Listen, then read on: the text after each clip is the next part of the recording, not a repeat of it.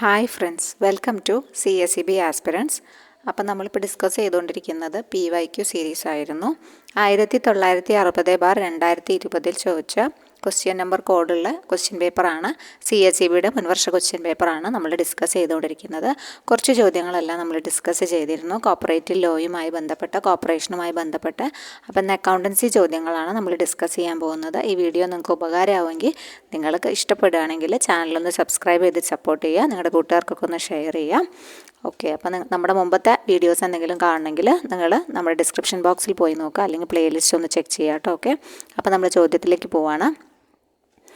Receipts and payments account of non trading concerns is a summary of.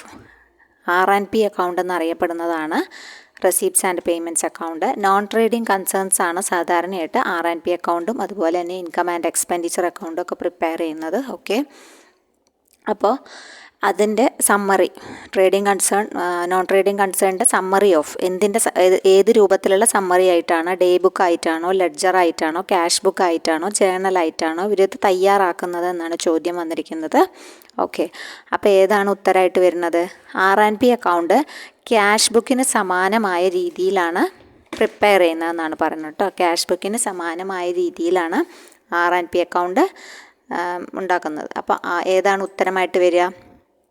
Cash ബുക്കാണ് ഉത്തരമായിട്ട് വരുന്നത്. Option C, cash ബുക്കാണ് ഇവിടെ ഉത്തരമായിട്ട് വരുന്നത്. ഓക്കെ, അപ്പോൾ അതുമായി ബന്ധപ്പെട്ടിട്ട് R&P അക്കൗണ്ടിൻ്റെ പ്രിപ്പറേഷനുമായി ബന്ധപ്പെട്ട കുറച്ച് കാര്യങ്ങൾ നമുക്കൊന്ന് ഡിസ്കസ് ചെയ്തിട്ട് പോവാം.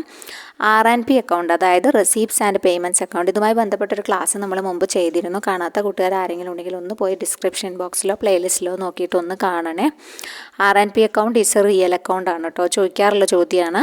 R&P അക്കൗണ്ട് എന്താണ്? ഒരു റിയൽ അക്കൗണ്ടാണ്. It is a summary of cash book merging cash and bank items. Cash ഐറ്റംസും ബാങ്ക് ഐറ്റംസും മെർജ് ചെയ്യുന്ന ഒരു ക്യാഷ് ബുക്കിൻ്റെ സമ്മറിയാണ് ഇതെന്ന് പറയുന്നത്. It is a summary of cash book merging cash and bank items കേട്ടോ.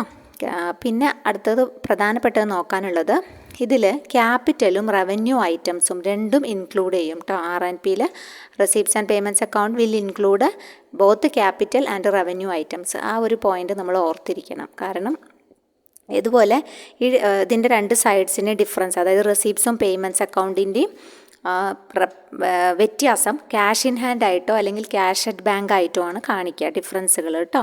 അതുപോലെ തന്നെ ഇതിൻ്റെ ഡെബിറ്റ് സൈഡ് കാണിക്കുക എന്താണ്? റെസീപ്റ്റ്സ് ആണ് കാണിക്കുക. ഡെബിറ്റ് സൈഡ് റെസീപ്റ്റ്സിനെ കാണിക്കുന്നു. പേയ്മെൻറ്റ്സ് എവിടെയാണ് കാണിക്കുന്നത്? ക്രെഡിറ്റ് സൈഡിലാണ് കാണിക്കുന്നത്. റെസീപ്റ്റ്സ് ആൻഡ് പേയ്മെൻറ്റ്സ് എന്നാണല്ലോ. അപ്പോൾ റെസീപ്റ്റ്സ് ഡെബിറ്റ് സൈഡിലും പേയ്മെൻറ്റ്സ് ക്രെഡിറ്റ് സൈഡിലുമാണ് കാണിക്കുന്നത്. പിന്നെ റെസീപ്റ്റ്സ് ആൻഡ് പേയ്മെൻറ്റ്സ് അക്കൗണ്ട് ഇതൊരു ഡബിൾ എൻട്രി സിസ്റ്റത്തിൻ്റെ ഭാഗമാണോ ചോദിച്ചാൽ അല്ല എന്ന് തന്നെ പറയാം. ഇതൊരു ഡബിൾ എൻട്രി സിസ്റ്റത്തിൻ്റെ ഭാഗമായി വരുന്നതല്ല. ഓക്കെ, ഇത് പറഞ്ഞല്ലോ, ഒരു സമ്മറി ഓഫ് ക്യാഷ് ബുക്ക് ആണെന്ന് പറഞ്ഞല്ലോ. അപ്പോൾ ഇതൊരു ഡബിൾ എൻട്രി സിസ്റ്റത്തിൻ്റെ ഭാഗം അല്ല എന്ന് ഓർത്ത് വയ്ക്കുക. പിന്നെ അതുപോലെ തന്നെ ഇതൊരു പ്രോഫിറ്റ് ആണോ ലോസ് ആണോ അങ്ങനെ നോക്കാനല്ല. ഇതെന്തിനു വേണ്ടിയാണ് പ്രിപ്പയർ ചെയ്യുന്നത്? Cash book merging cash and bank items നമ്മൾ കണ്ടു. ഓക്കെ, പിന്നെ അതുപോലെ തന്നെ ഇതിന് പ്രധാനമായിട്ട് ഒരു ഓപ്പണിംഗ് ബാലൻസോട് കൂടിയിട്ടാണ് ഇത് തുടങ്ങുന്നത്. പിന്നെ അതുപോലെ തന്നെ ഒരു ക്ലോസിംഗ് ബാലൻസോട് കൂടി ഇത് എൻഡ് ചെയ്യുകയും ചെയ്യും. തുടങ്ങുന്നത് ഒരു ഓപ്പണിംഗ് ബാലൻസോട് കൂടിയാണ്, പിന്നെ എൻഡ് ചെയ്യുന്നത് ഒരു ക്ലോസിംഗ് ബാലൻസോട് കൂടിയിട്ടാണ്. ഓക്കെ, അപ്പോൾ ഇതിൻ്റെ പ്രധാനപ്പെട്ട സവിശേഷതകളാണ് നമ്മൾ പറഞ്ഞത്. റെസീപ്റ്റ്സ് ആൻഡ് അക്കൗണ്ടുമായി ബന്ധപ്പെട്ടിട്ട് R&P എന്ത് അക്കൗണ്ടാണെന്ന് പറയാം? ഒരു റിയൽ അക്കൗണ്ട് ആണെന്ന് പറയാം. ഇത് സ്വീകരിക്കുന്ന എല്ലാ റെസീപ്റ്റ്സും, ആക്ച്വൽ റെസീപ്റ്റ്സും ആക്ച്വൽ പേയ്മെൻറ്റ്സും ഒക്കെ റെക്കോർഡ് ചെയ്യും എന്ന് പ്രത്യേകം ഓർത്തിരിക്കുക. ഇത് ആരാണ് പ്രിപ്പയർ ചെയ്യുന്നത്?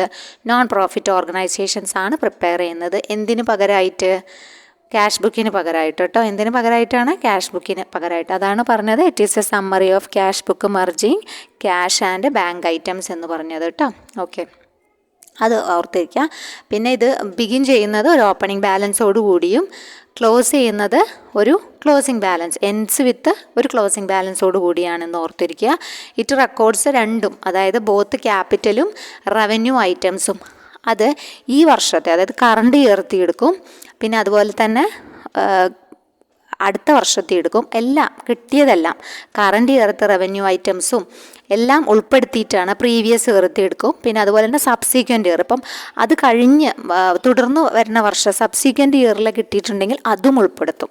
അപ്പോൾ ഈ മൂന്ന് ഇപ്പോൾ പറഞ്ഞ, അതായത് ഈ വർഷത്തെയും കഴിഞ്ഞ വർഷത്തെ കിട്ടാനുണ്ടായിരുന്നു, അത് കിട്ടി, അപ്പോൾ അത് ഉൾപ്പെടുത്തും. അടുത്ത വർഷത്തെ അഡ്വാൻസ് ആയി തന്നു, അപ്പോൾ അത് ഉൾപ്പെടുത്തും. ഇതെല്ലാം ഉൾപ്പെടുത്തുന്നതാണ് എന്ത്, റെസീപ്റ്റ്സ് ആൻഡ് പേയ്മെൻറ്റ്സ് അക്കൗണ്ട് കേട്ടോ. അപ്പോൾ ഈ ഇത്രയും ഇങ്ങനത്തെ പല പല തരത്തിലുള്ള ചോദ്യങ്ങൾ റെസീപ്റ്റ്സ് ആൻഡ് പേയ്മെൻറ്റ്സ് അക്കൗണ്ടിൽ നിന്ന് മാറ്റി മറിച്ചൊക്കെ ചോദിക്കും. അപ്പോൾ നിങ്ങൾ എല്ലാ പോയിന്റുകളും ഓർത്തിരിക്കുക. റെസീപ്റ്റ്സ് ആൻഡ് പേയ്മെൻറ്റ്സുമായി ബന്ധപ്പെട്ടിട്ട് ഒരുവിധം പോയിന്റുകളൊക്കെ നമ്മൾ ഡിസ്കസ് ചെയ്തു. ഓക്കെ, ഇനി അടുത്ത ചോദ്യത്തിലേക്ക് പോകും. അപ്പോൾ അടുത്ത ചോദ്യം, petty cash book is maintained to record. Petty cash book എന്ത് റെക്കോർഡ് ചെയ്യാനാണ്? അതായത് സ്മോൾ എക്സ്പെൻസസ് ആണോ, സ്മോൾ പേയ്മെൻറ്റ്സ് ആണോ, ഓൾ എക്സ്പെൻസസ് ആണോ, സ്മോൾ റിസീപ്റ്റ്സ് ആണോ എന്ന്. അപ്പോൾ നമുക്ക് ഡൗട്ട് വരും, സ്മോൾ എക്സ്പെൻസസും ഉണ്ട്, സ്മോൾ പേയ്മെൻറ്റ്സും ഉണ്ട് അല്ലേ. അപ്പോൾ സ്മോൾ പേയ്മെൻറ്റ്സ് ആണ് ഇവിടെ ഉത്തരമായി വരിക കേട്ടോ. ഏതാ വരിക? സ്മോൾ പേയ്മെൻറ്റ്സ് ആണ് ഇവിടെ ഉത്തരമായിട്ട് വരിക. അപ്പോൾ ഇതേപോലെ രണ്ടെണ്ണം കാണുമ്പോൾ സ്മോൾ എക്സ്പെൻസസ് ആണോ സ്മോൾ പേയ്മെൻറ്റ്സ് ആണോ എന്ന് ഡൗട്ട് വരും. പേയ്മെൻറ്റ്സ് ആണ് എന്ന് പ്രത്യേകം ഓർത്തിരിക്കുക കേട്ടോ. സംഭവം ചെറിയ എക്സ്പെൻസിന് വേണ്ടിയിട്ട് തന്നെയാണ്, പക്ഷേ പേ ചെയ്യാനാണ് ഈ പെറ്റി ക്യാഷ് ബുക്ക് പ്രധാനമായിട്ട് അത് റെക്കോർഡ് ചെയ്യാനാണ് ഉണ്ടാക്കുന്നത്. അപ്പോൾ എന്താണ് ഈ പെറ്റി ക്യാഷ് ബുക്ക് എന്ന് നോക്കാം. അപ്പോൾ ഈ പെറ്റി ക്യാഷ് ബുക്ക് ഒരു ജേണലായിട്ടാണ് പ്രിപ്പയർ ചെയ്യുക കേട്ടോ. Petty cash book is A journal എന്നാണ് പറയുക. Petty cash book petty expenses തന്നെയാണ് ഇതിൽ റെക്കോർഡ് ചെയ്യുന്നത്, പക്ഷേ പെയ്ഡ് ഇൻ ക്യാഷാണ് കൂടുതലും. പെയ്ഡ് ഇൻ ക്യാഷാണ് എക്സ്പെൻസസ് ഒക്കെ റെക്കോർഡ് ചെയ്യുന്നത്. പിന്നെ ഈ ബാലൻസ്, അതായത് പെറ്റി ക്യാഷ് ബുക്കിലുള്ള ബാലൻസ് ഒരു അസറ്റായിട്ടാണ് കൺസിഡർ ചെയ്യുക. അങ്ങനെ ഒരു ചോദ്യം കാണാറുണ്ട്. ബാലൻസ്, പെറ്റി ക്യാഷ് ബുക്കിലെ ബാലൻസ് എന്തായിട്ട് കൺസിഡർ ചെയ്യും? അസറ്റായിട്ടാണ് കൺസിഡർ ചെയ്യുക. പിന്നെ അതുപോലെ തന്നെ ഇതിൻ്റെ ടോട്ടൽ ഉണ്ടല്ലോ, ടോട്ടൽ ആഡ് ചെയ്തിട്ട് ലെഡ്ജറിലേക്ക് പോസ്റ്റ് ചെയ്യുകയും ചെയ്യും കേട്ടോ. അപ്പോൾ പൊതുവെ ചോദിക്കാറുണ്ട് പെറ്റി ക്യാഷ് ബുക്കിൻ്റെ ഫസ്റ്റ് കോളം എന്താണെന്ന്. അപ്പോൾ കോളത്തിൻ്റെ ഭാഗം നോക്കുകയാണെങ്കിൽ എമൗണ്ട് റിസീവ്ഡ്, അതായത് റെസിപ്റ്റ് കോളം, അതാണ് ആദ്യമായിട്ട് വരിക. എമൗണ്ട് റിസീവ്ഡ്, പിന്നെ ഡേറ്റ്, പർട്ടിക്കുലേഴ്സ്, പിന്നെ അതുപോലെ തന്നെ ടോട്ടൽ പേയ്മെൻറ്റ്സ് എത്ര നടത്തി, പിന്നെ ഓരോരോ ഐറ്റംസ് കൊടുക്കും. അതായത് ഈ പെറ്റി എക്സ്പെൻസസ് എന്ന് പറഞ്ഞു കഴിഞ്ഞാൽ stationery, postage, telegram, office expense, cartage, അങ്ങനത്തെ ചെറിയ ചെറിയ എക്സ്പെൻസസ് ആണ്. ടെലിഫോൺ എക്സ്പെൻസസ്, മിസ്സലേനിയസ്, ഇതൊക്കെയാണ് അതിൻ്റെ ഉള്ളിൽ ഇൻക്ലൂഡ് ആയിട്ട് വരുന്നത്. അപ്പോൾ ഓരോ എക്സ്പെൻസിനും പ്രത്യേകം കോളം കൊടുത്ത് എമൗണ്ട് നോട്ട് ചെയ്യാണ് ചെയ്യുക പെറ്റി ക്യാഷ് ബുക്കിൽ. അപ്പോൾ പെറ്റി ക്യാഷ് ബുക്കിൽ ആദ്യത്തെ കോളം എന്താണ്? എമൗണ്ട് റിസീവ്ഡ് അല്ലെങ്കിൽ റെസീപ്റ്റ് എന്നാണ് വരിക. പിന്നെ ഡേറ്റ്, പർട്ടിക്കുലേഴ്സ്, പിന്നെ അതുപോലെ തന്നെ ടോട്ടൽ പേയ്മെൻറ്റ്സ് എത്ര നടത്തി, പിന്നെ സ്റ്റേഷനറി, പോസ്റ്റേജ്, ടെലഗ്രാം, പിന്നെ office expense, cartage, telephone expense, miscellaneous, അങ്ങനത്തെ കുഞ്ഞു എക്സ്പെൻസസ് ഒക്കെ അങ്ങനെ ഇൻഡിവിജ്വലായിട്ട് എഴുതി പോകും കേട്ടോ. അങ്ങനെയാണ് ഇത് ഉണ്ടാക്കുക. അപ്പോൾ ഈ പെറ്റി ക്യാഷ് ബുക്ക് മെയിൻ ക്യാഷ്യറുടെ ജോലിഭാരം കുറയ്ക്കാൻ വേണ്ടിയിട്ടാണ് ഒരു പെറ്റി ക്യാഷ് ബുക്ക് ഉണ്ടാക്കുന്നത്. അതായത് ചെറിയ ചെറിയ പേയ്മെൻറ്റുകളാകുമ്പോൾ അത്രയും ട്രാൻസാക്ഷൻസ് ഡെയിലി ഇങ്ങനെ കടന്നു പോകുമ്പോൾ തന്നെ അദ്ദേഹം ഒരു പിന്നെ എന്താ പറയുക തെറ്റുകൾ വരാനുള്ള സാധ്യത കൂടുതലാണ്. അപ്പോൾ അതുകൊണ്ട് തന്നെ ഒരു സബ് ക്യാഷ്യർക്ക് കൊടുക്കുന്ന ടോട്ടൽ ഒരു എമൗണ്ട് കൊടുക്കും. എല്ലാ മന്തും കറക്റ്റ് ഒരു ഫിക്സഡ് പീരീഡിൽ ഒരു കറക്റ്റ് എമൗണ്ട് ആർക്ക് കൊടുക്കും? ഈ സബ് ക്യാഷ്യർക്ക് കൊടുക്കും. പിന്നെ അയാളാണ് എന്ത് ചെയ്യുന്നത്? ഈ പെറ്റി ക്യാഷ് ബുക്ക് റെഡിയാക്കുന്നത് കേട്ടോ. അപ്പോൾ ഈ ഇങ്ങനെ കൊടുക്കുന്ന എമൗണ്ടിനെയാണ് ഇംപ്രസ്ഡ് എമൗണ്ട് എന്ന് പറയുക. ഈ ഒരു സിസ്റ്റത്തിനെ പറയുന്നത് എന്താണ്? Petty cash book usually maintain under impressed system എന്നാണ് പറയുക. എന്താണ് അപ്പോൾ ഇംപ്രസ്ഡ് സിസ്റ്റം എന്ന് പറഞ്ഞാൽ? A fixed amount is advanced to the petty cashier in the beginning of the period by the main cashier. ഈ മെയിൻ ക്യാഷ്യർ പെറ്റി ക്യാഷ്യർക്ക് beginning of the പീരിയഡിൽ ഒരു കറക്റ്റ് എമൗണ്ട്, ഫിക്സഡ് എമൗണ്ട് ആണ് കൊടുക്കുക. ഈ fixed amount എല്ലാം അവർ fix ചെയ്തിട്ടുണ്ടാവും ഏത് സമയത്താണ് കൊടുക്കുകയെന്ന്. ഇപ്പോൾ മന്ത് സ്റ്റാർട്ടിങ്ങിലാണെങ്കിൽ സ്റ്റാർട്ടിങ് കറക്റ്റ്, ഇപ്പോൾ 500 രൂപയാണ് കൊടുക്കണമെന്ന് വെച്ചാൽ എല്ലാ മാസവും 500 രൂപ കൊടുക്കും. ആ മന്ത് എൻഡിൽ ഉള്ള റിപ്പോർട്ടും കാര്യങ്ങളും കഴിഞ്ഞ് അദ്ദേഹം അത് തിരിച്ച് ഏൽപ്പിക്കുകയും ചെയ്യും കേട്ടോ. കറക്റ്റായിട്ട് എത്ര രൂപ ചിലവായി എന്ന് തിരിച്ച് ഏൽപ്പിക്കണം. ഓക്കെ. അപ്പോൾ ഈ fixed amount is advanced to the petty cashier in the beginning of the period by the main cashier ആണ് ഇംപ്രസ്ഡ് സിസ്റ്റം എന്നതുകൊണ്ട് ഉദ്ദേശിക്കുന്നത്. ഈ കൊടുക്കുന്ന എമൗണ്ട് ആണ് എന്ത്? ഇംപ്രസ്ഡ് എമൗണ്ട് എന്ന് പറയുന്നത് കേട്ടോ. അപ്പോൾ അത് പ്രത്യേകം ഓർത്തിരിക്കുക. അങ്ങനത്തെ ചോദ്യങ്ങൾ വരാറുണ്ട്. പിന്നെ അതുപോലെ തന്നെ ചെക്ക് ഇഷ്യൂ ചെയ്യാറുണ്ട്. മെയിൻ ക്യാഷ്യർ പെറ്റി ക്യാഷ്യർക്ക് ചെക്ക് ഇഷ്യൂ ചെയ്യുമ്പോൾ petty cash account debtor to bank എന്ന എൻട്രിയാണ് ഉപയോഗിക്കുക. പിന്നെ എക്സ്പെൻസസ്, ഈ ഓരോ എക്സ്പെൻസസ് മീറ്റ് ചെയ്യുമ്പോഴും ആ എക്സ്പെൻസസ് ഇൻഡിവിജ്വലി എഴുതി debtor to petty cash account എന്ന് എഴുതും. ഇപ്പോൾ സ്റ്റേഷനറി എക്സ്പെൻസ് ആണെങ്കിൽ stationery account debtor to petty cash account എന്ന് എഴുതും. അങ്ങനെയാണ് ഇതിൽ എൻട്രികൾ ഇങ്ങനെ വരിക. അതിനനുസരിച്ചിട്ട് ഇവരിത് പെറ്റി ക്യാഷ് ബുക്കിലേക്ക് ഓർഡർ കറക്റ്റായിട്ട് നിറച്ചുകൊണ്ടിരിക്കും. ഓക്കെ. അപ്പോൾ ഇതാണ് ഇതുമായി ബന്ധപ്പെട്ടിട്ട് ഓർത്തിരിക്കാനുള്ളത്. അപ്പോൾ ഇതിൻ്റെ പോയിന്റുകൾ: പെറ്റി ക്യാഷ് ബുക്ക് ഒരു ജേണലാണ്. പെറ്റി ക്യാഷ് ബുക്ക് റെക്കോർഡ് ചെയ്യുന്നത് എല്ലാ പെറ്റി എക്സ്പെൻസസും, അതായത് സ്മോൾ പേയ്മെൻറ്റ്സും ആണെന്നോ ആലോചിക്കുക. പിന്നെ ബാലൻസ് ഒരു അസറ്റായിട്ടാണ് പരിഗണിക്കുന്നതെന്ന് ആലോചിക്കുക. ഇതിൻ്റെ ടോട്ടൽ എന്ത് ചെയ്യും, എല്ലാ പെറ്റി എക്സ്പെൻസസ് കൂടി കൂട്ടിയിട്ട് പോസ്റ്റ് ചെയ്യും ലെഡ്ജറിലേക്ക്. പിന്നെ ഇതിൻ്റെ കോളം നമ്മൾ പറഞ്ഞു, സ്റ്റാർട്ടിംഗ് കോളം റിസീപ്റ്റ് റിസീവ്ഡ് എന്നാണ് കേട്ടോ.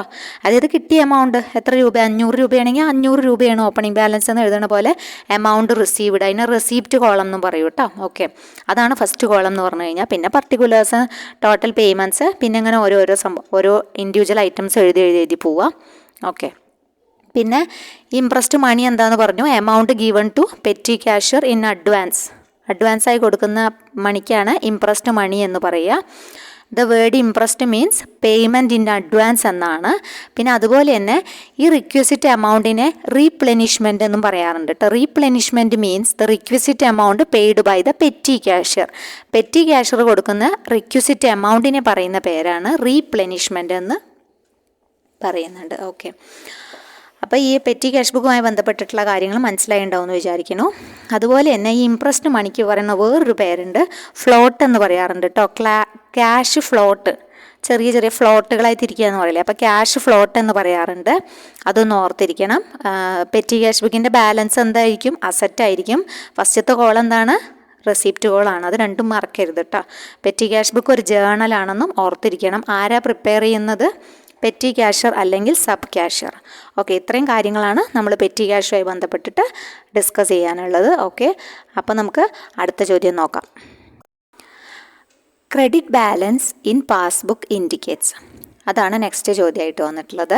പാസ്ബുക്കിൽ ക്രെഡിറ്റ് ബാലൻസ് ഇൻഡിക്കേറ്റ് ചെയ്യുന്നത് എന്താണ്? Option A deposit, option be over draft, option C liability, option D none of these ആണ് വരുന്നത്. അപ്പോൾ നമുക്ക് ഉത്തരം നോക്കാം.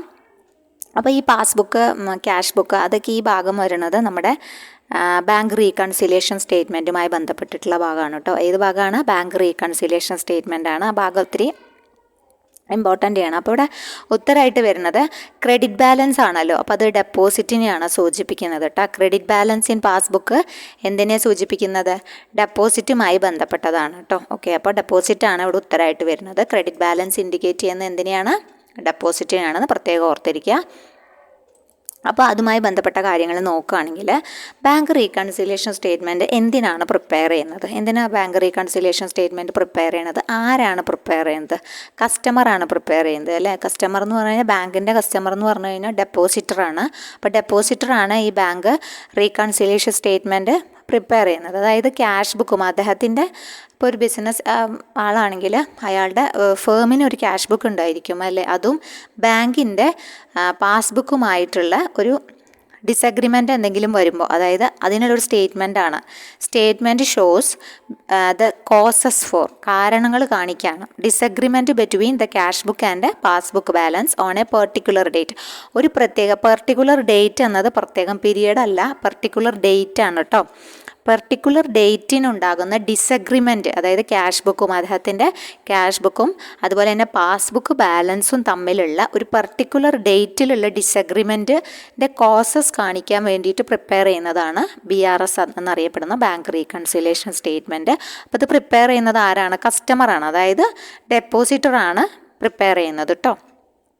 അപ്പോൾ പാസ്ബുക്ക് എന്താണ് ശരിക്കും പാസ്ബുക്ക് എന്ന് പറഞ്ഞു കഴിഞ്ഞാൽ, എവിഡൻസ് പ്രിപ്പയർഡ് ബൈ ദ ബാങ്കാണ്. ബാങ്കിൻ്റെ കോളത്തിൽ, അതായത് ബാങ്കിൻ്റെ കയ്യിൽ നമ്മുടെ ഒരു അക്കൗണ്ട് ബുക്ക് ഉണ്ടല്ലോ, ആ അക്കൗണ്ട് ബുക്കിൻ്റെ ഒരു കോപ്പിയാണ് നമുക്ക് തരുന്നത് അല്ലേ. അവിടെയുള്ള പ്രവർത്തനങ്ങളാണ് അതിൽ കാണിക്കുന്നത്.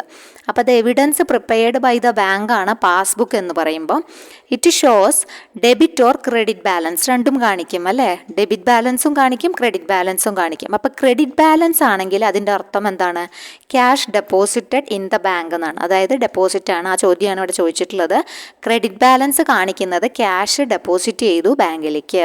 ഡെബിറ്റ് ബാലൻസ് ആണെങ്കിൽ കാണിക്കുന്നത് ബാങ്ക് ഓവർ ഡ്രാഫ്റ്റ് ആണെന്നാണ് കാണിക്കുന്നത്. ഓക്കെ, ഡെബിറ്റ് ബാലൻസ് ആണെങ്കിൽ കാണിക്കുന്നത് ബാങ്ക് ഓവർ ഡ്രാഫ്റ്റ് ആണെന്നും, ക്രെഡിറ്റ് ബാലൻസ് ആണെങ്കിൽ കാണിക്കുന്നത് cash deposited in the bank എന്നുമാണ്. ഓക്കെ, അപ്പോൾ അത് മനസ്സിലായിട്ടുണ്ടാവും വിചാരിക്കുന്നു. അപ്പോൾ ക്യാഷ് ബുക്കും പാസ്ബുക്കും തമ്മിലുള്ള വ്യത്യാസമാണെന്നോ മനസ്സിലായല്ലോ. അത് റീകൺസിൽ ചെയ്യാനാണ്, ഈ ബാലൻസ് രണ്ട് ബുക്കിലെയും റീകൺസിൽ ചെയ്യാനാണ് ബാങ്ക് റീകൺസിലിയേഷൻ സ്റ്റേറ്റ്മെൻറ്റ് പ്രിപ്പയർ ചെയ്യുന്നത് കേട്ടോ. ഇനി ഇതന്നെ ക്യാഷ് ബുക്കിൻ്റെ സെൻസിൽ ചോദിക്കാറുണ്ട്. അപ്പോൾ ക്യാഷ് ബുക്കിൻ്റെ സെൻസിൽ ചോദിക്കുകയാണെങ്കിൽ ക്യാഷ് ബുക്ക് പ്രിപ്പയർ ചെയ്യുന്നത് ഡെപ്പോസിറ്ററാണ് അദ്ദേഹത്തിൻ്റെ സ്വന്തം ഫേമിൽ അല്ലേ.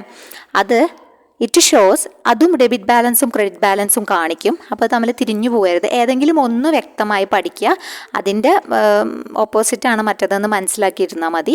ഇതിൻ്റെ ഡെബിറ്റ് ബാലൻസ്, അതായത് ക്യാഷ് ബുക്കിൻ്റെ debit balance cash deposited in the bank ആണ് കാണിക്കുന്നത് കേട്ടോ. ക്യാഷ് ബുക്കിൻ്റെ ഡെബിറ്റ് ബാലൻസ് എന്താണ്? ക്യാഷ് ഞാൻ ഡെപ്പോസിറ്റ് ചെയ്തു. അതിൻ്റെ credit balance means bank over draft ആണ് കേട്ടോ. ഓക്കെ, അതിൻ്റെ credit balance means bank over draft ആണ്. രണ്ടും കൂടി പറഞ്ഞ് കൺഫ്യൂസ്ഡ് ആയോ അറിയില്ല. നിങ്ങൾ എന്തായാലും പാസ്ബുക്ക് പഠിച്ചു വെക്കുക. പാസ്ബുക്ക് ബാങ്കിൻ്റെ നമ്മുടെ അതിലത്തെ ഒരു കോപ്പിയാണ് നമ്മുടെ പാസ്ബുക്ക് എന്ന് പറഞ്ഞു കഴിഞ്ഞാൽ. അവരുടെ പ്രവർത്തനങ്ങളാണ് അതിൽ കാണിക്കുന്നത്. ഇറ്റ് ഷോസ് ഡെബിറ്റ് അല്ലെങ്കിൽ ക്രെഡിറ്റ് കാണിക്കും. ക്രെഡിറ്റ് ബാലൻസ് എന്ന് പറഞ്ഞു കഴിഞ്ഞാൽ cash deposited in the bank ആണെന്ന് ഓർത്തു വയ്ക്കുക. ഡെബിറ്റ് ബാലൻസ് എന്ന് പറഞ്ഞു കഴിഞ്ഞാൽ ബാങ്ക് ഓവർ ഡ്രാഫ്റ്റ് ആണ്. ഈ പോയിന്റ് മാത്രം ഓർത്തു വയ്ക്കുക. പിന്നെ അത് ക്യാഷ് ബുക്കുമായിട്ട് കമ്പയർ ചെയ്ത് ചോദ്യം വരുമ്പോൾ നിങ്ങൾ മനസ്സിലാക്കി എഴുതിയാൽ മതി കേട്ടോ. ഓക്കെ, അപ്പോൾ നമുക്ക് അടുത്ത ക്വസ്റ്റ്യനിലേക്ക് പോവാം. Loss on sale of fixed asset എന്താണെന്നാണ് ചോദിച്ചത് കേട്ടോ. Loss on sale of fixed asset is shown, എവിടെയാണ് കാണിക്കുക എന്നാണ്. അസറ്റ് അക്കൗണ്ടിലാണോ, പ്രോഫിറ്റ് ആൻഡ് ലോസ് അക്കൗണ്ടിലാണോ, ബാലൻസ് ഷീറ്റിലാണോ, ക്യാപിറ്റൽ റിസർവിലാണോ കാണിക്കുക എന്നാണ്. Loss on sale of fixed asset എവിടെയാണ് കാണിക്കുക എന്നുള്ളതാണ് കേട്ടോ. അപ്പോൾ profit on sale of fixed asset എന്താണ്? Profit on sale of fixed assets നമ്മൾ ക്രെഡിറ്റിൽ, പ്രോഫിറ്റ് ആൻഡ് ലോസ് അക്കൗണ്ടിൻ്റെ ക്രെഡിറ്റിൽ നമ്മൾ ഉൾപ്പെടുത്താറുണ്ട് കേട്ടോ. Profit on sale of fixed asset, അതായത് നമ്മുടെ പ്രോഫിറ്റ് ആൻഡ് ലോസ് അക്കൗണ്ട് എടുക്കുമ്പോൾ നമ്മൾ എന്ത് ചെയ്യും? പ്രോഫിറ്റ് ആൻഡ് ലോസ് അക്കൗണ്ടിൻ്റെ ക്രെഡിറ്റ് സൈഡിൽ ഗ്രോസ് പ്രോഫിറ്റ് ഉണ്ടെങ്കിൽ ആ ഗ്രോസ് പ്രോഫിറ്റ് എഴുതും അല്ലേ. Gross profit transferred from trading account എന്ന് പറഞ്ഞിട്ട് അത് എഴുതും. പിന്നെ അതുപോലെ തന്നെ റെൻറ്റ് കിട്ടിയത്, റിസീപ്റ്റ്സ്, അതായത് റെൻറ്റ് കിട്ടിയിട്ടുണ്ടെങ്കിൽ അത് എഴുതും. ഡിസ്കൗണ്ട് റിസീവ്ഡ് എഴുതും. ഇതൊക്കെ ക്രെഡിറ്റ് സൈഡാണ് പറയുന്നത് കേട്ടോ. ഡെബിറ്റ് സൈഡ് അല്ല, ക്രെഡിറ്റ് സൈഡ്. അതായത് ഈ ഭാഗം ക്രെഡിറ്റ് സൈഡ് വലതുവശം. അവിടെ നമ്മൾ ഈ കിട്ടിയ സാധനങ്ങളാണ് എഴുതുക. ഗ്രോസ് പ്രോഫിറ്റ് വന്നു, അതുണ്ട്. പിന്നെ റെൻറ്റ് കിട്ടി, അതെഴുതി. Discount received, commission received, bad debt recovered. അതിൻ്റെ കൂടെയാണ് profit on sale of fixed asset കാണിക്കുന്നത്. ഇവിടെ ചോദിച്ചിരിക്കുന്നത് loss on sale of fixed asset ആണ്. അപ്പോൾ loss on sale of fixed asset കാണിക്കുക എവിടെയാണ്? പ്രോഫിറ്റ് ആൻഡ് ലോസ് അക്കൗണ്ടിൻ്റെ ഡെബിറ്റ് സൈഡിലാണ് കാണിക്കുക കേട്ടോ. എവിടെയാണ് കാണിക്കുക? പ്രോഫിറ്റ് ആൻഡ് ലോസ് അക്കൗണ്ടിൻ്റെ ഡെബിറ്റ് സൈഡിലാണ് loss on sale of fixed asset കാണിക്കുക. അപ്പോൾ ഇത് നമുക്ക് കംപ്ലീറ്റ് ചെയ്യാം. അപ്രൻറ്റിസ്ഷിപ്പ് എന്തെങ്കിലും കിട്ടിയിട്ടുണ്ടെങ്കിൽ, പ്രീമിയം കിട്ടിയിട്ടുണ്ടെങ്കിൽ ഒക്കെ ക്രെഡിറ്റ് സൈഡിൽ കാണിക്കും. Income from investment, dividend on shares, പിന്നെ എക്സ്ചേഞ്ചിൻ്റെ ഡിഫറൻസ് ഉണ്ടെങ്കിൽ, മിസ്സലേനിയസ് റവന്യൂ വന്നതും, income from any other sources, ഇതൊക്കെ എവിടെ കാണിക്കുക? നെറ്റ് ലോസ് ഉണ്ടെങ്കിലും, net loss transferred to capital account ഉണ്ടെങ്കിലും എവിടെയാണ് കാണിക്കുക? Profit and loss account credit സൈഡിലാണ് കാണിക്കുക. ഓക്കെ, പിന്നെ അതുപോലെ തന്നെ മറ്റ് എക്സ്പെൻസസ് എല്ലാം നമ്മൾ ഡെബിറ്റ് സൈഡിലാണ് കാണിക്കുക. Salaries, rent, rates, audit fees, postage and telegram, കുറേ സംഭവങ്ങളുണ്ട് അല്ലേ. അതിൻ്റെയൊക്കെ കൂടെയാണ് ഫ്ലൈറ്റ്, ഗ്യാരേജ്, അങ്ങനെ കുറേ travelling expense, packing expense. Loss on sale of fixed asset, loss on sale of fixed asset, interest on capital, distribution expense, bad debt, net profit transferred to capital account, അതും എവിടെയാണ് കാണിക്കുക? Debit സൈഡിലാണ് കാണിക്കുക. Okay, അതിൻ്റെ കൂട്ടത്തിലാണ് എന്ത് വരിക? Loss on sale of fixed asset. അപ്പോൾ ഉത്തരം കിട്ടി കാണും. എന്തിലാണ് കാണിക്കുന്നത്? പ്രോഫിറ്റ് ആൻഡ് ലോസ് അക്കൗണ്ടിലാണ് കാണിക്കുന്നത്. പ്രോഫിറ്റ് ആൻഡ് ലോസ് അക്കൗണ്ട് എവിടെയാണ് കാണിക്കുക? മനസ്സിലായിട്ടുണ്ടാവും വിചാരിക്കുന്നു. Profit and loss account loss ആണെങ്കിൽ എവിടെ കാണിക്കും? ഡെബിറ്റ് സൈഡിൽ കാണിക്കും. പിന്നെ profit on sale of fixed asset ആണെങ്കിൽ നമ്മുടെ ക്രെഡിറ്റ് സൈഡിൽ കാണിക്കും. എവിടെ? പ്രോഫിറ്റ് ആൻഡ് ലോസ് അക്കൗണ്ടിൻ്റെ കേട്ടോ. Okay, owner's equity will increase when? Option A purchase of goods, option B commission received, option C interest on drawings charged, പിന്നെ option D interest paid. Owner's equity increase ചെയ്യുന്നത് എപ്പോഴൊക്കെയാണെന്നാണ്. Goods purchase ചെയ്യുമ്പോഴാണോ, commission receive ചെയ്യുമ്പോഴാണോ, interest on drawings charge ചെയ്യുമ്പോഴാണോ, interest paid ചെയ്യുമ്പോഴാണോ എന്ന് ചോദിച്ചിട്ടുണ്ട്. അപ്പോൾ എന്താണ് ഓണേഴ്സ് ഇക്വിറ്റി അഥവാ ക്യാപിറ്റൽ എന്നൊക്കെ അറിയപ്പെടും അല്ലേ. അപ്പോൾ അത് owner's equity refers to the value of asset owned by a business and which are used during the course of business operations to generate additional capital or wealth. അതിനെ net worth എന്നും അറിയപ്പെടും കേട്ടോ. അതായത് അഡീഷണൽ ക്യാപിറ്റൽ, വെൽത്ത് ഉണ്ടാക്കാൻ വേണ്ടിയിട്ട് അവർ course of business ഓപ്പറേഷൻസിൽ use ചെയ്യുന്ന value of asset owned by a business ആണ് എന്ത്? ഓണേഴ്സ് ഇക്വിറ്റി എന്നറിയപ്പെടുന്നത്. അപ്പോൾ ഉത്തരമായിട്ട് വരുന്നത് കമ്മീഷൻ റിസീവ്ഡ് ആണ് കേട്ടോ. കമ്മീഷൻ റിസീവ്ഡ് ആണ്. ഇൻട്രസ്റ്റ് ഓൺ ഡ്രോയിങ്സ് ചാർജ് ചെയ്യുമ്പോൾ എന്താ ഉണ്ടാവുക? ഡിക്രീസ് ചെയ്യുക അല്ലേ. ഓണേഴ്സ് ഇക്വിറ്റി ഡിക്രീസ് ചെയ്യുകയാണ് ചെയ്യുക. ഈ കമ്മീഷൻ റിസീവ്ഡിൽ മാത്രമാണ് ഇൻക്രീസ് ചെയ്യുന്നത്. ഓക്കെ, ഉത്തരമായിട്ട് വരുന്നത് കമ്മീഷൻ റിസീവ്ഡ് ആണ്. അടുത്ത ചോദ്യം, accounting period concept is closely related with dash concept. Accounting period concept closely related with dash concept എന്ന് ചോദിച്ചിട്ടുണ്ട്. എൻറ്റിറ്റി കൺസെപ്റ്റ് ആണോ, മെറ്റീരിയാലിറ്റി ആണോ, സി കോസ്റ്റ് ആണോ, പിന്നെ ഡി ഗോയിങ് കൺസേൺ ആണോ? അക്കൗണ്ടിംഗ് പീരിയഡ് കൺസെപ്റ്റ് എന്ന് വെച്ചാൽ എന്താ? അക്കൗണ്ടിംഗ് പീരിയഡ് കൺസെപ്റ്റും ഗോയിങ് കൺസേൺ കൺസെപ്റ്റുമാണ് ക്ലോസ്ലി റിലേറ്റ് ചെയ്തിരിക്കുന്നതെന്ന് പറയാം കേട്ടോ. അപ്പോൾ എന്താണ് ഗോയിങ് കൺസേൺ കൺസെപ്റ്റ് എന്ന് പറഞ്ഞു കഴിഞ്ഞാൽ, ബിസിനസ് എൻറ്റിറ്റി ഇന്ന് അല്ലെങ്കിൽ സ്റ്റാർട്ട് ചെയ്തു അപ്പം തന്നെ നിൽക്കുന്ന ഒരു സംഭവമല്ല, അതിനൊരു കണ്ടിന്യൂറ്റി ഉണ്ട് അല്ലേ, അത് തുടർന്നുകൊണ്ടിരിക്കുന്നതാണെന്നാണ് ഗോയിങ് കൺസേണിൽ പറയുന്നത്. അതായത് ഇതിനെ കണ്ടിന്യൂ ഓർ ആക്ടിവിറ്റി കൺസെപ്റ്റ് എന്ന പേരുമുണ്ട്.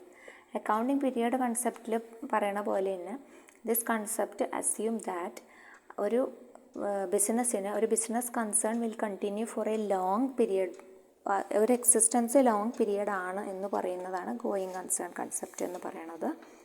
സോ അതിൻ്റെ കുറച്ച് പറയാനുള്ള കാരണങ്ങൾ, അതായത് പ്രസൻറ്റ് മാർക്കറ്റ് വാല്യൂ നോക്കി റിയലൈസബിൾ വാല്യൂ നോക്കിയിട്ട് ഒന്നും പ്രൊഡക്ടിവിറ്റീനെ അളക്കാൻ പറ്റില്ല എന്ന് പറയുന്നുണ്ട്. പിന്നെ അതുപോലെ തന്നെ cost less depreciation till date for the purpose of balance sheet, പിന്നെ valuation of assets and liabilities ഒക്കെ തീരുമാനിക്കുന്നത് ഈ ഗോയിങ് കൺസേൺ കൺസെപ്റ്റ് പ്രകാരമാണ്. Valuation of assets and liabilities, depreciation of fixed assets, പിന്നെ അതിൻ്റെ ട്രീറ്റ്മെൻറ്റ്, പ്രീപെയ്ഡ് എക്സ്പെൻസസിൻ്റെ ട്രീറ്റ്മെൻറ്റ്, ഇതൊക്കെ ഗോയിങ് കൺസേൺ ഒരു കൺസെപ്റ്റ് ഉള്ളത് കാരണം ആ ഒരു കൺസെപ്റ്റുമായി ബന്ധപ്പെട്ടിട്ടാണ് ഇതെല്ലാം പിന്നെ പറയുന്നത് കേട്ടോ. അപ്പോൾ അതുകൊണ്ട് ഇതാണ് ഉത്തരമായി വരുന്നത്. Accounting period concept is closely related with going concern concept എന്നാണ് പറയുന്നത് കേട്ടോ. പിന്നെ അടുത്ത ചോദ്യം നോക്കുകയാണെങ്കിൽ, source document four credit sale of goods എന്താണെന്നാണ് ചോദിച്ചിട്ടുള്ളത്. Source document four credit sale of goods. അപ്പോൾ ക്രെഡിറ്റ് സെയിൽ ഓഫ് ഗുഡ്സ് നടത്തുമ്പം എന്താണ് സോഴ്സ് ഡോക്യുമെൻ്റായി പ്രൊവൈഡ് ചെയ്യുന്നതെന്നാണ് ചോദിച്ചിട്ടുള്ളത്. അപ്പോൾ ഇതിൽ കൊടുത്തിരിക്കുന്ന ഓപ്ഷൻസ് എന്തൊക്കെയാണെന്ന് വെച്ചാൽ, ഇൻവോയ്സ് ഉണ്ട്, പിന്നെ അതുപോലെ കോപ്പി ഓഫ് ഇൻവോയ്സ് ഉണ്ട്, പിന്നെ പ്രോഫോമ ഇൻവോയ്സ് ഉണ്ട്. പ്രോഫോമ ഇൻവോയ്സ് നമ്മുടെ കൺസൈൻമെൻറ്റിൽ വരുന്നതാണ് കേട്ടോ. ഇൻവോയ്സും പ്രോഫോമ ഇൻവോയ്സൊക്കെ എവിടെ വരുന്നുണ്ട്? കൺസൈൻമെൻറ്റിൽ വരുന്നുണ്ട്. ആ ഭാഗത്തുനിന്ന് ചോദ്യങ്ങൾ ധാരാളം കാണാറുണ്ട്. ഓക്കെ, അപ്പോൾ ഇവിടെ ഉത്തരമായിട്ട് വരുന്നത് കോപ്പി ഓഫ് ഇൻവോയ്സ് ആണ്. Source document four credit sales ഏതാണ്? കോപ്പി ഓഫ് ഇൻവോയ്സ് ആണ് ഇവിടെ ഉത്തരമായിട്ട് വരുന്നത് കേട്ടോ. അപ്പോൾ ഈ കോപ്പി ഓഫ് ഇൻവോയ്സ് എന്താണ്? പ്രോഫോമ ഇൻവോയ്സ് എന്താണ്? ഇൻവോയ്സ് എന്താണെന്നൊക്കെ നമുക്ക് നോക്കാം. അപ്പോൾ സോഴ്സ് ഡോക്യുമെൻറ്റ് ഇൻവോയ്സ് എന്ന് വെച്ച് കഴിഞ്ഞാൽ കോപ്പി ഓഫ് ഇൻവോയ്സ് ആണെന്ന് പറഞ്ഞു. Copy of invoice is the business document which is prepared by the seller when he sells goods on credit. അതായത് ഗുഡ്സ് ക്രെഡിറ്റിന് വിൽക്കുമ്പോൾ അവർ കൊടുക്കുന്നതാണ് എന്ത്? കോപ്പി ഓഫ് ഇൻവോയ്സ് എന്ന് പറഞ്ഞു കഴിഞ്ഞാൽ കേട്ടോ. Copy of invoice is the business document which is prepared by the seller when he sells goods on credit. Okay, അപ്പോൾ എന്താണ് പ്രോഫോമ ഇൻവോയ്സ് എന്ന് പറഞ്ഞാൽ? പ്രോഫോമ ഇൻവോയ്സ് എന്ന് വെച്ച് കഴിഞ്ഞാൽ അതൊരു പ്രിലിമിനറി ബില്ലാണ്, അതായത് ഒരു എസ്റ്റിമേറ്റഡ് ഇൻവോയ്സ് ആണ് പ്രോഫോമ ഇൻവോയ്സ്. അതായത് റിക്വസ്റ്റിന് വേണ്ടിയിട്ട് കൊടുക്കുന്നതാണ്. അല്ലെങ്കിൽ ഇപ്പോൾ ഒരു ബയ്യർക്ക് സാധനങ്ങൾ കൊടുക്കുന്നതിന് മുമ്പ് തന്നെ, സാധനങ്ങൾ അവർക്ക് ഡിസ്പാച്ച് ചെയ്യുന്നതിന് മുമ്പ് തന്നെ ഒരു ഡിസ്ക്രിപ്ഷൻ ഓഫ് ഗുഡ്സ് ഉണ്ടാകും. It includes A description of the goods, പിന്നെ അത് ടോട്ടൽ പേയബിൾ എമൗണ്ട്, എത്ര എമൗണ്ട് പേ ചെയ്യാനുണ്ട്, and other related details about the transactions ഒക്കെ ഉൾക്കൊള്ളിച്ചതാണ് പ്രോഫോമ ഇൻവോയ്സ് എന്ന് പറഞ്ഞു കഴിഞ്ഞാൽ.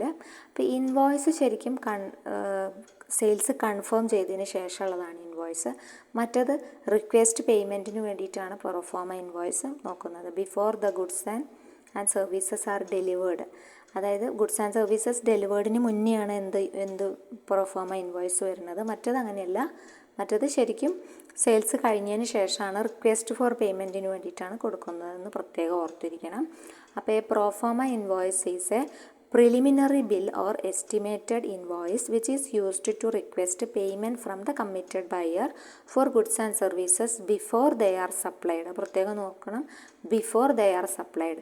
It includes a description of the goods, the total payable amount and other details about the transactions എന്നാണ് ഈ ഒരു ഭാഗത്ത് നോക്കാനുള്ളത് കേട്ടോ. അപ്പോൾ പ്രോഫോമ ഇൻവോയ്സ് അതിൻ്റെ കോപ്പിയാണ് കോപ്പി ഓഫ് ഇൻവോയ്സ്, പിന്നെ ഇൻവോയ്സ്, ഇതെല്ലാം മനസ്സിലായിട്ടുണ്ടാവും എന്ന് വിചാരിക്കുന്നുണ്ട്. അപ്പോൾ നമുക്ക് പതുക്കെ അടുത്ത ചോദ്യത്തിലേക്ക് പോവാം. അടുത്ത ചോദ്യം എന്താണെന്ന് വെച്ചാൽ dash is the allocation of cost of an asset over a period of their life time അല്ലേ. അതായത് അവരുടെ ലൈഫ് ടൈമിലുള്ള cost of an asset allocate ചെയ്യുന്ന പ്രോസസ്സ് ഇതിലേതാണ്, അല്ലെങ്കിൽ അലോക്കേറ്റ് ചെയ്യുന്നത് ഏതിലാണ്? ക്യാപിറ്റലിലാണോ, റിസർവിലാണോ, ഡിപ്രിസിയേഷനിലാണോ, എക്സ്പെൻസിലാണോ? അപ്പോൾ അത് നമുക്ക് കേൾക്കുമ്പോൾ തന്നെ അറിയാം ഡിപ്രിസിയേഷൻ ആണ് അലോക്കേറ്റ് ചെയ്യുന്നത് അല്ലേ. അപ്പം 5 വർഷത്തേക്ക് അത് ഒരു യൂസ്ഫുൾ ടൈം ഉണ്ടാവും അതിൻ്റെ. അപ്പോൾ അത്രയും നാൾ അത് നമ്മൾ ഡിഡക്റ്റ് ചെയ്ത് അവസാനം സീറോയിലെത്തിക്കും. അവസാനം ഫുള്ള് പിന്നെ ആ ഒരു മെഷീനാണെങ്കിലും എന്താണെങ്കിലും അതിൻ്റെ ഒരു വാല്യൂ കുറേ നാൾക്ക് അങ്ങ് അലോക്കേറ്റ് ചെയ്യുകയാണ് ചെയ്യുന്നത്. അതാണ്. അപ്പോൾ ഡിപ്രിസിയേഷൻ ആണ് ഉത്തരമായി വരുന്നത്. Depreciation is the systematic allocation of the depreciable amount of an asset over its useful life. അതിൻ്റെ ലൈഫ് ഉടനീളം, യൂസ്ഫുൾ ലൈഫിലുടനീളം കേട്ടോ. Depreciation is the systematic allocation of the depreciable amount of an asset over its useful life. The depreciable amount of an asset is the cost of an asset ആണ്. depreciable amount of an asset എങ്ങനെയാണ് കാണുക? cost of an asset or other amount substituted for cost less its അതിൻ്റെ residual value കുറച്ചിട്ട് വേണം എന്ത് കാണാൻ? ഡിപ്രിസിയബിൾ amount എന്നത്. ഡിപ്രിസിയബിൾ എമൗണ്ടിൽ അതിൻ്റെ റെസിഡ്യുവൽ വാല്യൂ ഉണ്ടായിരിക്കില്ല എന്നാണ് പറയണത് കേട്ടോ. ഓക്കെ, പിന്നെ അടുത്ത ചോദ്യം നോക്കാം നമുക്ക്. സർക്കുലേറ്റിംഗ് അസറ്റ്സ് എന്താണെന്ന് നോക്കാം. ഓക്കെ, സർക്കുലേറ്റിംഗ് അസറ്റ്സ് എന്താണെന്ന് നോക്കാം. അപ്പോൾ സർക്കുലേറ്റിംഗ് അസറ്റ്സ് ഓപ്ഷൻസ് നോക്കാം. ഓപ്ഷൻ എ ഇൻടാഞ്ചിബിൾ ആണോ, ഓപ്ഷൻ ബി ടാഞ്ചിബിൾ ആണോ, ഓപ്ഷൻ സി ഫിക്സഡ് ആണോ, പിന്നെ ഓപ്ഷൻ ഡി കറൻ്റ് ആണോ എന്ന് ചോദിച്ചിട്ടുണ്ട് കേട്ടോ. എന്താണ് സർക്കുലേറ്റിംഗ് അസറ്റ് എന്ന് വെച്ച് കഴിഞ്ഞാൽ? അപ്പോൾ സർക്കുലേറ്റിംഗ് അസറ്റ് എന്ന് വെച്ച് കഴിഞ്ഞാൽ കറണ്ട് അസറ്റിനെ അറിയപ്പെടുന്ന മറ്റ് പേരുകളാണ് എന്ത്? സർക്കുലേറ്റിംഗ് അസറ്റ് എന്ന് വെച്ച് കഴിഞ്ഞാൽ കേട്ടോ. കറണ്ട് അസറ്റ് അറിയപ്പെടുന്ന കുറേ പേരുകളുണ്ട്. ഒന്നാണ് സർക്കുലേറ്റിംഗ് അസറ്റ് എന്ന് വെച്ച് കഴിഞ്ഞാൽ. അപ്പോൾ അത് ഇമ്പോർട്ടൻ്റ് ആയ ഭാഗമാണ് കേട്ടോ. ആ ഭാഗത്തുനിന്ന് എപ്പോഴും ചോദ്യങ്ങൾ കടന്നു വരാറുണ്ട് സർക്കുലേറ്റിംഗ് അസറ്റ്സുമായി ബന്ധപ്പെട്ടിട്ടൊക്കെ ചോദ്യങ്ങൾ. അപ്പോൾ ഇൻടാഞ്ചിബിൾ എന്താണെന്ന് വെച്ച് കഴിഞ്ഞാൽ കാണാൻ പറ്റാത്ത അല്ലേ. ഇൻടാഞ്ചിബിൾ, ടാഞ്ചിബിൾ, ഫിക്സഡ്, കറണ്ട്, അങ്ങനത്തെ പല അസറ്റിനെ കുറിച്ച് പറഞ്ഞിട്ടുണ്ട്. അപ്പോൾ കറണ്ട് അസറ്റിൽ ഏതൊക്കെ അസറ്റ്സാണ് വരുന്നത് എന്ന് നമുക്ക് നോക്കാം. കറണ്ട് അസറ്റ്സിൽ ഏതൊക്കെയാണ് വരിക? കറണ്ട് അസറ്റ്സിൻ്റെ വേറെ ഇതുപോലെ തന്നെ ഇമ്പോർട്ടൻ്റ് ആയൊരു പേരാണ് ഫ്ലോട്ടിംഗ് അസറ്റ് എന്നത് കേട്ടോ. പിന്നെ വർക്കിംഗ് അസറ്റ് എന്ന് പറയും, സർക്കുലേറ്റിംഗ് എന്ന് പറയും, ഫ്ലക്ച്വേറ്റിംഗ് എന്നൊക്കെ പറയാറുണ്ട്. അപ്പോൾ കറണ്ട് അസറ്റ് എന്ന് വെച്ച് കഴിഞ്ഞാൽ അതൊരു ഷോർട്ട് പീരിയഡിന് ഉള്ളതാണ്. അത് കഴിഞ്ഞാൽ they purchased for a normal course of business. ഒരു നോർമൽ കോഴ്സ് ഓഫ് ബിസിനസ്സിന് വേണ്ടി പർച്ചേസ് ചെയ്യുന്നു, പ്രൊഡ്യൂസ് ചെയ്യുന്നു. അതായത് cash in hand, bank account, sundry debtors, bills receivable, closing stock, ഇതൊക്കെയാണ്. These assets are also called floating asset എന്നറിയപ്പെടും. പിന്നെ അതുപോലെ തന്നെ വർക്കിംഗ് അസറ്റ് എന്നറിയപ്പെടും, സർക്കുലേറ്റിംഗ് അസറ്റ് എന്നറിയപ്പെടും, ഫ്ലക്ച്വേറ്റിംഗ് അസറ്റ് എന്നറിയപ്പെടും. പല പേരുകളുണ്ട്. ഈ പേരുകളൊക്കെ ചോദിക്കാറുണ്ട് കേട്ടോ. അപ്പോൾ അതൊന്ന് നോട്ട് ചെയ്ത് വെക്കുക. Assets that are convertible into cash within next ഒരു അക്കൗണ്ടിങ് ഇയർ ആകുമ്പോഴേക്കും അത് ക്യാഷാക്കി ട്രാൻസ്ഫർ ചെയ്യുന്ന രീതിയിലുള്ളതാണ് ഈ കറണ്ട് അസറ്റ് എന്ന് പറഞ്ഞു കഴിഞ്ഞാൽ. Cash in hand, cash at bank, fixed deposit receipts, FDR, അതുപോലെ inventory, debtors, receivable bills, short term investments, staff loan and advances, all these come under current അസറ്റാണ്. പ്രീപെയ്ഡ് എക്സ്പെൻസിനെ അതുപോലെ തന്നെ കറണ്ട് അസറ്റിൻ്റെ ഭാഗത്താണ് പെടുത്തുക. പ്രീപെയ്ഡ് എക്സ്പെൻസസിനെ കറണ്ട് അസറ്റിൻ്റെ ഭാഗത്ത് ഉൾപ്പെടുത്താനുള്ള കാരണം എന്താ വെച്ചാൽ അത് നേരിട്ട് ക്യാഷാക്കാൻ പറ്റില്ല, പക്ഷേ നമ്മൾ കൊടുത്തൂല ഓൾറെഡി. അപ്പോൾ they save cash for the next financial or account year. അടുത്ത വർഷം അത് കൊടുക്കണ്ടല്ലോ, അപ്പോൾ അത് സേവ് ആവുമല്ലേ. അപ്പോൾ അതുകൊണ്ട് തന്നെ അതിനെ എന്തായി കണക്കാക്കുന്നു? കറണ്ട് അസറ്റായിട്ട് കണക്കാക്കുന്നുണ്ട്. എന്തിനെ കറണ്ട് അസറ്റായിട്ട് കണക്കാക്കുന്നുണ്ട്? പ്രീപെയ്ഡ് എക്സ്പെൻസിനെ കേട്ടോ. പ്രീപെയ്ഡ് എക്സ്പെൻസിനെ കറണ്ട് അസറ്റായി കണക്കാക്കുന്നുണ്ട്. അപ്പോൾ ഇത്രയാണ് സർക്കുലേറ്റിംഗ് അസറ്റ്, അതായത് കറണ്ട് അസറ്റുമായി ബന്ധപ്പെട്ട കാര്യങ്ങളുള്ളത്. 1 ഇയറിന് ഉള്ളിൽ ഡയറക്റ്റ് ക്യാഷാക്കി മാറ്റാൻ പറ്റുന്നതാണ് എന്ത്? കറണ്ട് അസറ്റ് എന്ന് പറഞ്ഞു കഴിഞ്ഞാൽ. അവർക്ക് ഷോർട്ട് ലൈഫ് മാത്രമേ ഉള്ളൂ, ഷോർട്ട് പീരിയഡിന് വേണ്ടിയുള്ളതാണ്. ഓക്കെ, അതിൽ പ്രധാനപ്പെട്ടത് പ്രീപെയ്ഡ് എക്സ്പെൻസ് ആണ് ചോദിക്കാറുള്ളത്. ബാക്കിയൊക്കെ നമുക്ക് കേൾക്കുമ്പോൾ തന്നെ അറിയാം, അപ്പോൾ നമുക്ക് മാറിപ്പോവില്ല. പിന്നെ ഇൻടാഞ്ചിബിൾ എന്താണ്? ഇൻടാഞ്ചിബിൾ അസറ്റിന് ഉദാഹരണം പറയുകയാണെങ്കിൽ അവയ്ക്ക് ഫിസിക്കൽ എക്സിസ്റ്റൻസി ഇല്ല, പക്ഷേ വാല്യൂ ഉണ്ട് അല്ലേ. നോട്ട് വിസിബിൾ അല്ല, ടച്ച് ചെയ്യാനും ഒന്നും കഴിയില്ല, ഫിസിക്കൽ എക്സിസ്റ്റൻസ് ഒന്നുമില്ല. പാറ്റൻറ്റ്, അതുപോലെ ഗുഡ് വില്ല്, ട്രേഡ് മാർക്ക്, കോപ്പി റൈറ്റ്, ഇതെല്ലാം എന്തുമായി ബന്ധപ്പെട്ടിരിക്കുന്നു? ഇൻടാഞ്ചിബിൾ അസറ്റുമായി ബന്ധപ്പെട്ടിരിക്കുന്നു.